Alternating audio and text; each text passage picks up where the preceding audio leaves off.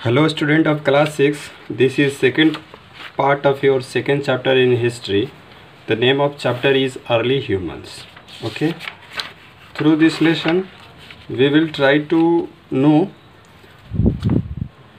features of Paleolithic age, kinds of tools, techniques of making tools, Paleolithic culture, bands, families and division of labor. Okay. Let's get started from the topic features of Paleolithic age. Okay, so one of them feature is clothing. He used to cover his body with the leaves or bark of the trees in the cold weather. Paleolithic age में के जो लोग रहा करते थे, early humans लोग, वे लोग अपने शरीर को ढकने के लिए पेड़ों की छाल तथा पेड़ों की पत्तियों का उपयोग करते थे, स्पेशली ठंडे के मौसम से बचने के लिए। ड्वेलिंग प्लेस, निवास स्थान, वे लोग रहते कहाँ थे? Early man use to live on tree tops और in caves. Caves use to provide men shelter from heat and rain and help them to protect themselves from wild animals. Okay, early humans man लोग जो रहा करते थे वो पेड़ों के जो ऊपर डालियाँ होती थी उन पे रहा करते थे या गुफाओं में रहा करते थे। गुफा जो थे उन्हें एक प्रकार से बारिश के समय में, गर्मी के समय में आश्रय देने का काम उनको करती थी तथा उन्हें जंगली जानवरों के आक्रमण से भी बचाने का काम करती थी। Tools. Early man used stone tools. Some tools made of bones have also been found at number of places. प्राचीन मानव लोग पत्थर के बने टूल्स का उपयोग करते थे। कुछ जो टूल्स थे उनके वो बोन्स यानी कि हड्डियों से भी बने होते थे। ऐसे कई सारे टूल्स बहुत सारे हम लोग के देश के अलग अलग प्लेसों से प्राप्त भी हुए हैं। Tools have been found in Rewa, Bundelkhand, Kurnool, Madhya Pradesh, etc. in India. Various kinds of implements like knives, axes, spears, stones, hammers, scrapers, digging tools have been found. Most of the stone tools were made of flint as its chips easily could be shaped. बताया जाता है कि ऐसे बहुत सारे जो tools हैं हम लोग के देश के अलग अलग स्थानों से, जैसे कि रीवा मध्य प्रदेश, बुंदेलखंड यूपी, कुरनूल मध्य प्रदेश से प्राप्त हुए हैं। अलग अलग प्रकार के इम्प्लीमेंट्स जैसे कि नाइफ्स, चाकू, कुल्हाड़ी, ये पत्थर के बने हथौड़े, भाले तथा पेड़ों के छालों को छीलने वाले स्क्रैपर्स, गड्ढे खोदने वाले डिगिंग टूल्स, ये सारे चीज़ प्राप्त हुए हैं या बने उनके मतलब कि अलग अलग प्लेसों में प्राप्त हुए हैं।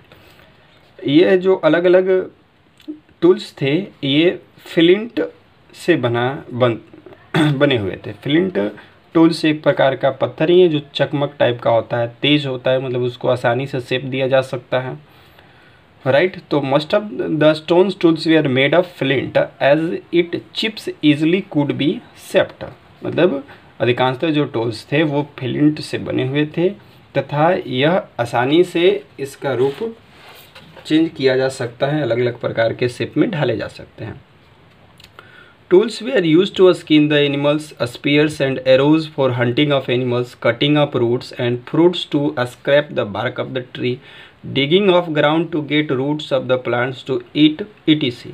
टूल्स जो थे इनका उपयोग वे लोग जानवरों का शिकार करने के लिए, उनका छाल उतारने के लिए तथा तीर का जानवरों को शिकार करने के लिए, पेड़ की जड़ों को, फलों को तोड़ने के लिए, पेड़ की छालों को उतारने के लिए, ज़मीन को खोदने के लिए वे लोग उपयोग में लाते थे, ताकि to get roots of the plants to eat, ताकि वे लोग अपना भोजन प्राप्त कर सके पेड़ों की जड़ों को काट करके, right.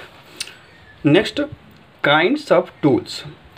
Hands tools, these were spear shaped tools used for cutting or smashing things. They were sharp on all sides. Hands tools जो थे वो इस प्रकार के उपयोग में लाते थे किसी वस्तुओं को, किसी चीज़ों को काटने के लिए तथा उनको वे लोग इस तरह के टूल को वे लोग हर एक तरह से हर एक साइड से शार्प कर देते थे, तेज़ कर देते थे। Second, core tools, they had sharp edge and were used to cut trees. इनके जो किनारे होते थे वे तेज होते थे कोर टूल्स के, तथा इनका उपयोग वे लोग पेड़ों को काटने में उपयोग करते थे। Hammer and hand axes were some example, इसके एग्जाम्पल हैमर्स हो गया तथा हैंड एक्सेस कुल्हाड़ी हो गई, ये सब कोर टूल्स में आते थे। Now third, flint tools, they were made from small stones, they were sharped and used as choppers and knives. Flint tools जो थे ये छोटे छोटे पत्थरों से मिलकर के बने होते थे, ये बहुत तेज होते थे तथा इनका उपयोग काटने, चॉपर्स मतलब किसी चीज़ को काटने के लिए या चाकू के तौर पर इनका उपयोग किए जाते थे। Some cities like Mirzapur in Uttar Pradesh, Bhimbetka in Madhya Pradesh, Bai in Maharashtra and Kurnool in Andhra Pradesh are places where we can find these tools. ये सारे एग्जाम्पल हैं वैसे स्थानों पर जहाँ पर ये तीनों प्रकार के जो टूल्स हैं ये पाए गए हैं। इन तीनों टूल्स में से कुछ जो हैं वो पाए गए हैं। सम सिटीज़ कौन कौन, उत्तर प्रदेश में मिर्ज़ापुर, भीमबेटका मध्य प्रदेश में का, महाराष्ट्र का बाई तथा आंध्र प्रदेश का कुरनूल में इन टूलों में से कुछ प्राप्त हुए हैं। Techniques of making tools, the remnants of the tools found so that they could have been made by two techniques. और ये जो टूल्स पाए गए हैं उनमें से ये पता चला है कि ये लोग दो तकनीक के द्वारा, दो विधि के द्वारा इन टूलों को, इन उपकरणों को बनाया गया होगा। पहला है उसमें का स्टोन ऑन स्टोन, ये टेक्निक्स हैं टूल्स बनाने का। आदि मानव लोग इस टेक्निक्स का उपयोग करके स्टोन के टूल्स बनाया करते थे। One of them is stone on stone. This technique was used in which one stone which was to be shaped was held in one hand and another stone was held in the other hand as a hammer। इस विधि में, इस तकनीक में वे लोग क्या काम करते थे आदिमानव लोग, जिस पत्थर को कोई औजार बनाना हो तो उसको एक हाथ में रख लेते थे और एक हाथ में दूसरे पत्थर ले लेते थे और उसका हैमर के जैसे उपयोग करते थे। जिस पत्थर को औजार बनाना है वो हैमर की तरह उपयोग नहीं होता था, दूसरे वाले हाथ में जो पत्थर होता था उसको हैमर की तरह उस पर पीटा जाता था। द सेकेंड स्टोन और the hammer was struck on the core in a manner to break away parts of the stone and give the desired shape to the core stone and convert it into a tool. जो दूसरे हाथ में stone था जो कि hammer के तौर पर यूज होता था, उसको पहले हाथ में वाले पत्थर पर इस तरह से पीटा जाता था, इस तरह से चोट पहुंचाया जाता था कि उसके कुछ टुकड़े होने लगते थे और इस तरह तोड़ तोड़ करके अपने मन लायक, अपने इच्छा लायक उस पहले हाथ में वाले पत्थर को बना दिया जाता था, जो कि टूल्स के तौर पर बाद में बन जाता था। Second, pressure फ्लैकिंग। Pressure flaking is a method of trimming the edge of a stone tool by removing a small stony flakes by pressing on the stone with a sharp stone rather than striking it।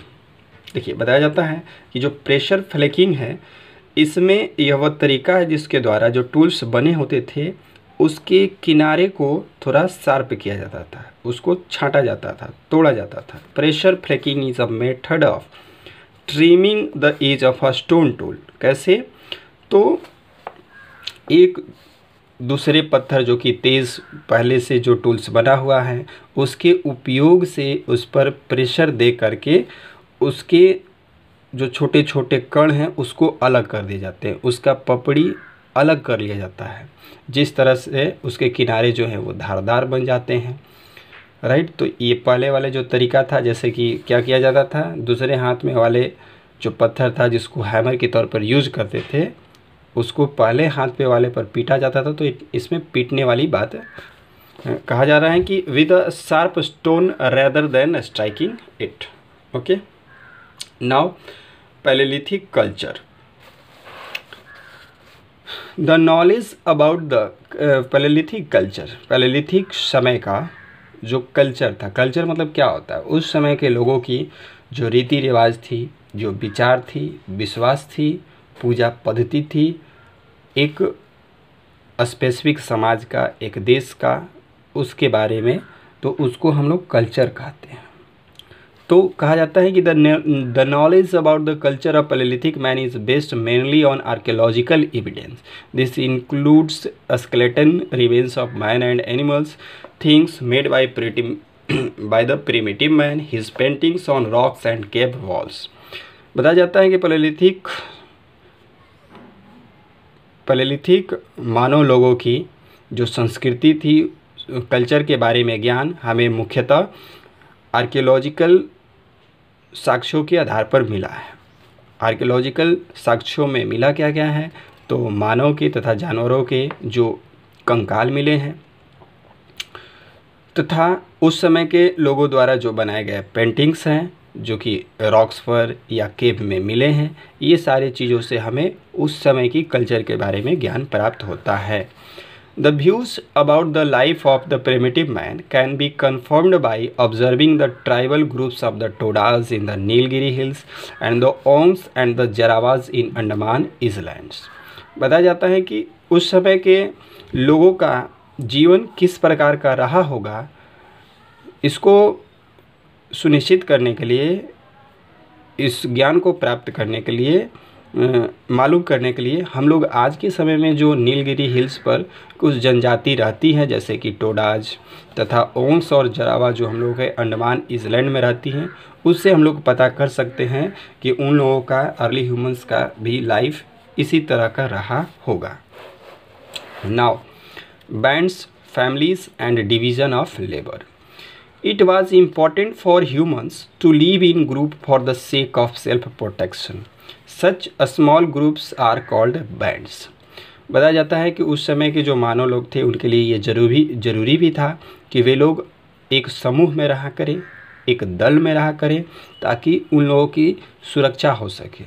जैसे कि उस समय बारिश की, उस समय गर्मी की तथा जंगली जानवरों के आक्रमण होने का खतरा चूँकि बहुत ज़्यादा था, इसलिए वे लोग समूह में रहा करते थे और इन छोटे से समूहों को बैंड्स कहा जाता था। Bands could have had up to 60 to 80 members. These members worked on the basis of division of labor among themselves. बताया जाता है कि इस दल में लगभग 60 से 80 सदस्य रहा करते थे और हर एक सदस्य अपने श्रम, लेबर के विभाजन के आधार पर बटे हुए होते थे आपस में। These groups tried to tackle a hostile environment. They hunted animals, both big and small, gathered a variety of plant food, constructed shelter for themselves. ये जो समूह में रहने वाले लोग थे, ये काम किया करते थे जैसे कि इन्वायरमेंट कंडीशन है, पर्यावरण की जो थी कि मतलब कोल्ड सीजन है या हीट वाला सीजन है, तो this group tried to tackle, इस समस्या को हल करने का प्रयास सामूहिक रूप से किया करते थे। वे लोग जानवरों का शिकार करते थे, बड़े और छोटे जानवरों का, तथा बहुत बड़ी मात्रा में पौधे से प्राप्त भोजन को इकट्ठा किया करते थे, अपने लिए आश्रय का निर्माण करते थे, ठहरने के लिए आश्रय का निर्माण करते थे। Main and women might have done all the other task together. पुरुष महिला दोनों साथ मिल करके एक दूसरे का हाथ बटाते थे, कार्य करते थे। और it is possible that some task were done by men alone, such as hunting, and some of women only, such as taking care of the children. और ऐसा संभव भी रहा होगा कि कुछ टास्क, जो कुछ कार्य जो थे वो पुरुष द्वारा अकेले किए जाते होंगे, जैसे कि शिकार करना, साथ में कुछ महिलाएं भी होती होंगी, या महिलाओं का काम ये भी रहा होगा कि अपने बच्चों का ख्याल रखें, राइट।